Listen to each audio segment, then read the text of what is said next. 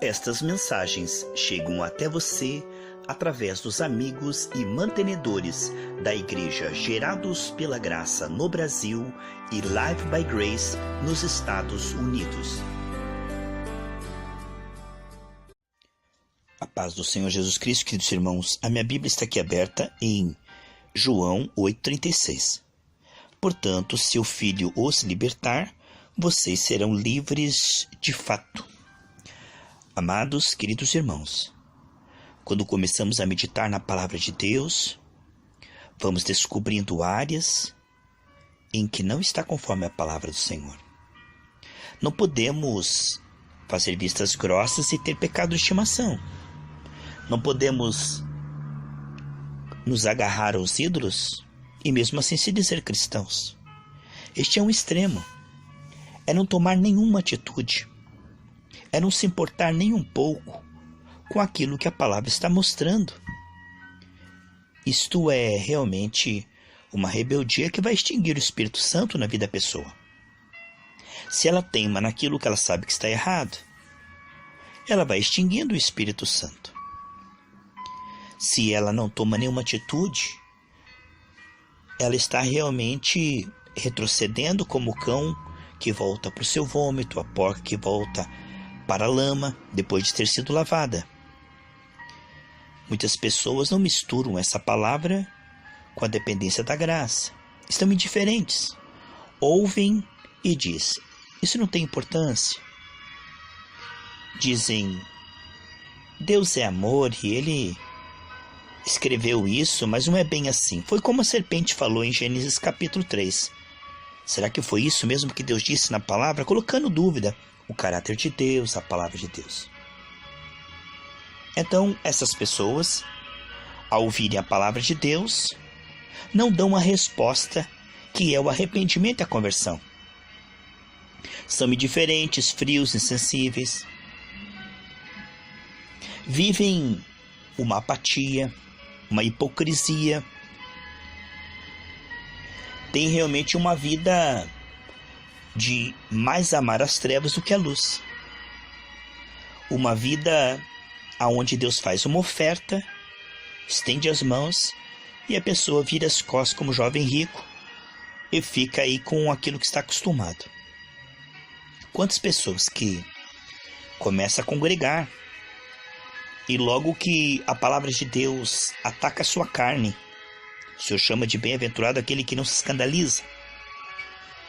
Logo que a palavra de Deus mostra áreas de renúncia, áreas que precisam ser confessadas e abandonadas, a pessoa não aceita. Ela não vê isso como necessário ou prefere continuar nas trevas. Por outro lado, existe aqueles que ao meditar na palavra do Senhor e veem algum erro, algum defeito, começa a se culpar e se esforçar para parar com aquilo. Eles caem debaixo da lei, como diz Gálatas 3,10. Eles voltam lá para o Antigo Testamento. Eles não compreendem que nós temos acesso a essa nova vida através da fé. É a dependência da graça. O que Jesus Cristo fez renova a nossa mente. E agora o Espírito Santo produz esse novo querer, um novo efetuar através da nossa comunhão com Ele. É gradativo, sabe? Então a pessoa começa a se culpar, achar que ela pediu perdão, mas não sente o perdão. Veja, lá em 1 João 9, se confessarmos, Ele é fiel e justo para nos purificar de toda injustiça e nos perdoar de todo pecado. Nossa fé deve estar baseada na rocha do que está escrito, não de sentimentos, de achismos, de impressões. Não. Esse é um extremo perigoso. A pessoa está se arrependendo, mas está colocando um fardo extra. Até onde nós podemos ir na vida cristã? Arrependimento e fé. Além disso, aí já não é mais o jugo de Jesus que é leve e suave, aí já é o fardo do diabo, que vai fazer com que a vida cristã se torne insustentável e fanática. A pessoa vai se cansar e se estressar. Vai entrar em depressão porque não vai conseguir virar anjo de uma hora para outra. É um processo, a viva sobra ao longo dos anos. Todos nós somos imperfeitos, mas se somos sinceros, o sangue de Jesus nos purifica do pecado. É um processo, estamos errando cada vez menos. E o nosso desejo é não errar nunca. O Espírito que está em nós geme para que nós não pecamos, né? A Bíblia diz em Eclesiastes 7:20 que não há ninguém que faça sempre o que é certo e nunca peque. Eu não digo isso como incentivo ao pecado. Como diz Romanos 6:1, que nós já estamos livres porque nos faremos escravos agora do pecado. Não é este o caso. A questão é que o Senhor está nos libertando na alma, assim como já nos libertou no espírito. Ele tirou o nosso espírito do império das trevas, de um charco de lodo, e nos fez assentar nas regiões celestiais. Ele libertou o nosso espírito. Hoje nós podemos decidir orar e se arrepender. Hoje nós podemos decidir se entregar a Deus dia a dia. E o Senhor vai fazendo as devidas mudanças em cima dessa entrega. Em 1 Coríntios 11:31, diz que quando eu reconheço aquilo como pecado, aquilo não é computado como castigo, mas aquilo o Senhor se torna advogado e médico. Ele vai tratar aquela ferida da alma. Ela vai mudar aos poucos. A palavra de Deus vai mudar a maneira como nós reagimos, pensamos. Então, aquele que revela, o Senhor, pela palavra, coisas que estão na nossa alma desde Adão e que precisam ser confessadas para que Ele vá retirando, quer da nossa parte que nós confiemos e dependemos dEle, mesmo no seu pior momento. Creia que você é a justiça de Deus, porque Deus te fez justiça de Deus. A Bíblia diz em 2 Coríntios 5:17-21 que tudo se fez novo e que aquele que era justo, Deus o fez pecado para que nós fôssemos justiça de Deus. Não atentou para o seu próprio corpo, Abraão, mas sim para a palavra e a promessa de Deus. Assim, não atente para o seu desempenho já confessado, com a intenção de abandonar, mas atente para aquilo que a Bíblia diz que você é em Cristo. E o teu desempenho, que vai cuidar e mudar, é o Senhor. Se você ficar tão fixado nas tuas falhas e fraquezas, você não vai conseguir se ver justo, e Deus não vai conseguir tirar aquilo de você. Porque como que Deus nos santifica? Ele revela que em Cristo é em nós, que nós somos em Cristo. Em 2 Coríntios 3:16-18, diz: conforme nós contemplamos na palavra de Deus que nós somos em Cristo, e que em Cristo é em nós, e vamos confessando isso, o Senhor vai mudando e colocando nossa carne sujeita, sabe? Então, quando nós vamos para o extremo do fanatismo, nós começamos a colocar o fardo da culpa e do esforço na carne para tentar mudar. Isso que Abraão tentou não deu certo. Não há nada além da dependência da graça que seja agradável ao Senhor. Quando o inimigo não consegue incentivar o pecado para um extremo, por outro lado, ele começa a cobrar uma perfeição que você tem que fazer por você mesmo. Aí a pessoa não depende da graça, mas ela faz o seu braço, do seu esforço, o seu Deus. Ela está tentando se santificar, parar com o pecado para que Deus se agrade dela. Quando na verdade Deus se agrada dela antes dela ter recebido o Senhor Jesus. A Bíblia diz em Romanos 3:28 e também em Romanos 4:5 que Deus nos amou quando estávamos no pecado, éramos ainda pecadores.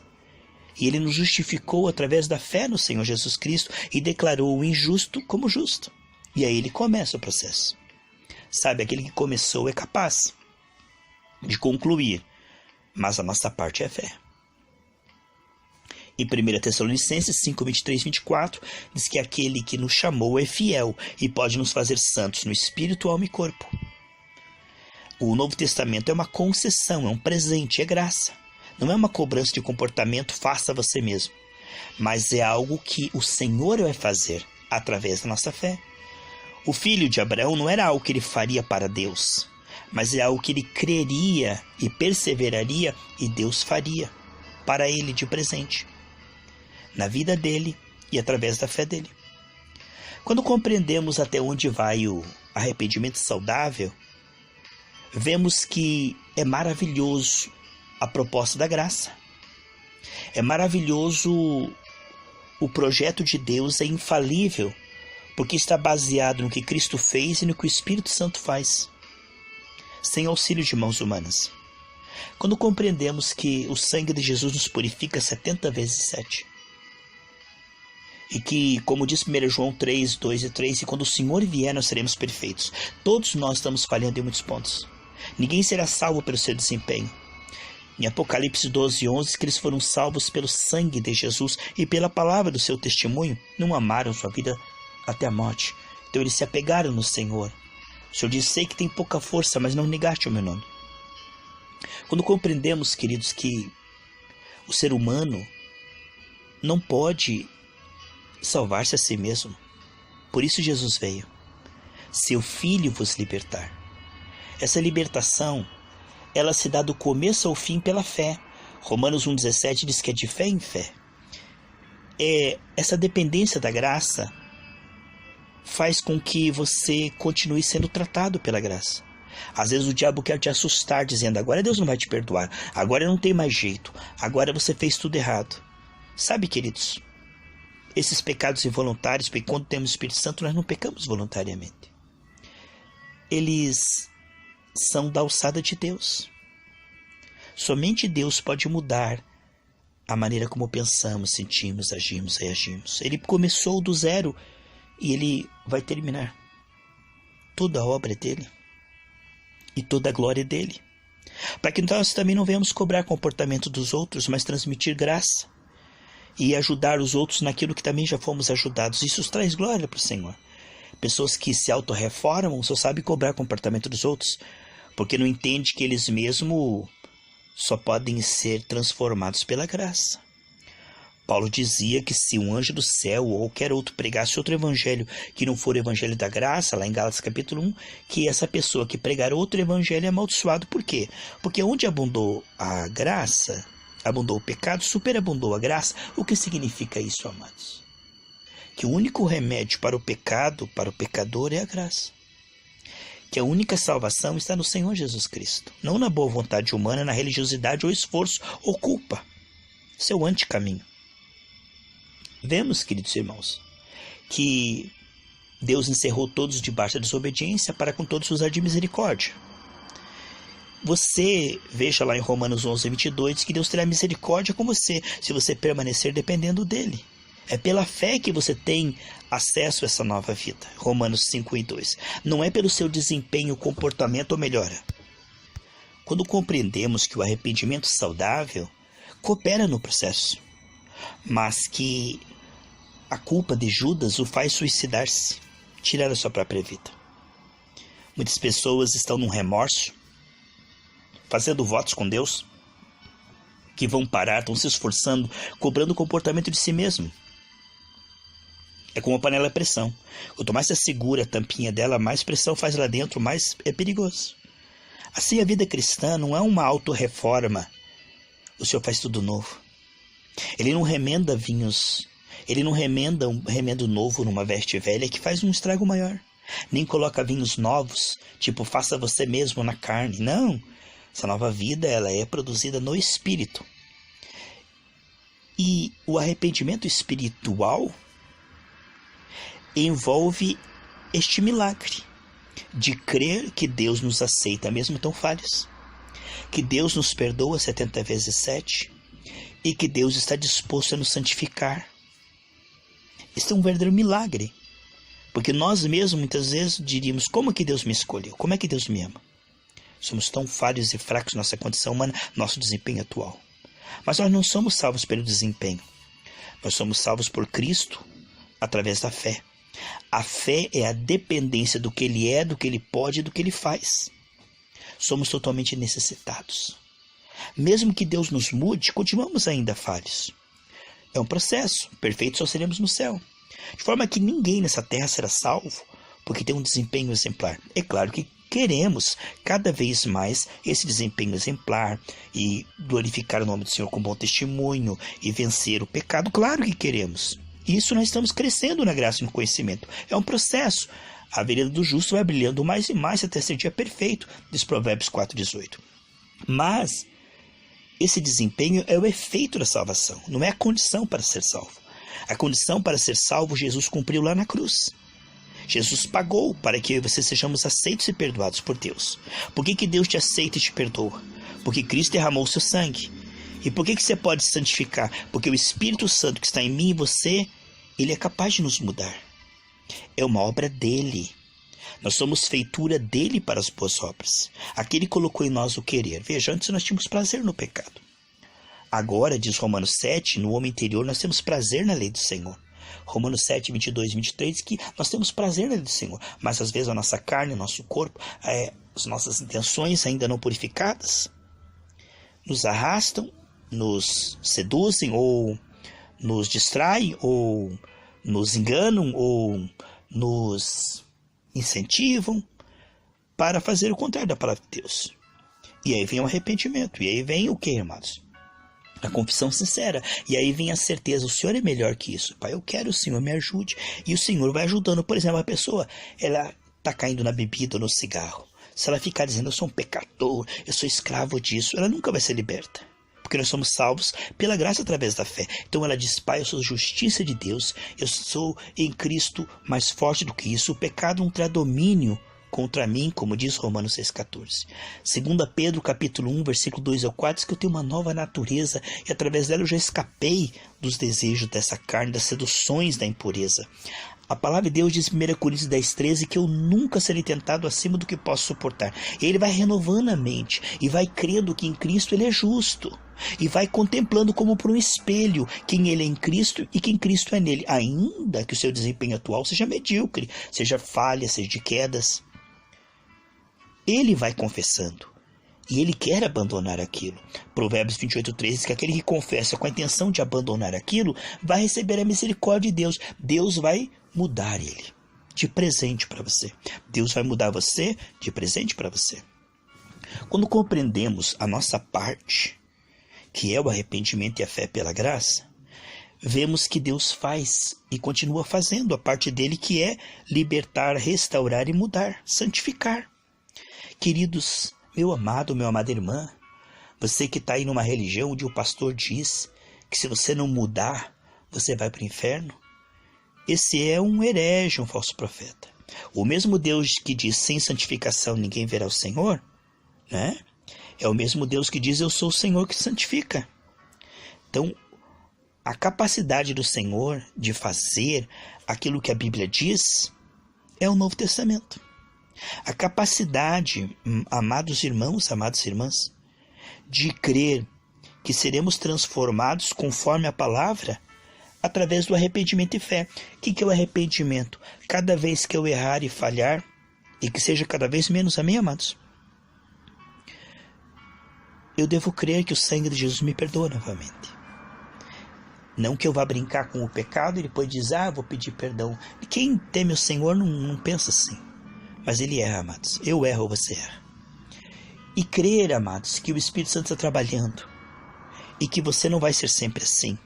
Porque o milagre da graça está mudando você. Não só tuas finanças, tua saúde, mas também tua alma. Muitas pessoas não sabem que o Novo Testamento é um presente de Deus, a salvação e a santificação é um presente. E que isso está incluído a tua alma. Sabe, a tua carne é algo que você não pode resolver isso para você ou para Deus, nem para ninguém. Isso é uma tarefa do tamanho de Deus. Você compreende que a santificação é um presente de Deus para você? Que você recebe pela fé? Amados, está incluído no Novo Testamento a santificação. Está incluído o tratamento da tua alma, a cura da tua alma, a santificação no teu comportamento, como você já é por natureza, agora no comportamento. Esse é um presente de Deus. É Ele que vai curar a tua alma. É Ele que vai mudar a tua maneira de ser, pensar, à medida que você se arrepende e crê, e continua crendo e perseverando. Certamente quem nunca passou por esse processo é hipócrita, porque todos pecaram e carecem da glória de Deus. Está fingindo, porque não há um justo em si mesmo. Nós somos justos em Cristo no Espírito. Eu quero me unir a você em oração e que Deus te dê mais revelação nesse tema tão importante. Ele é fundamental, ele é um fundamento de que a santificação é um presente de Deus. não é uma cobrança, não é algo que você vai ter que se culpar e se esforçar. E também não é algo que você vai deixar que Deus faça e nem vai orar, e nem vai se entregar, e nem vai se arrepender. Não, aqui está a moderação. Em nome de Jesus.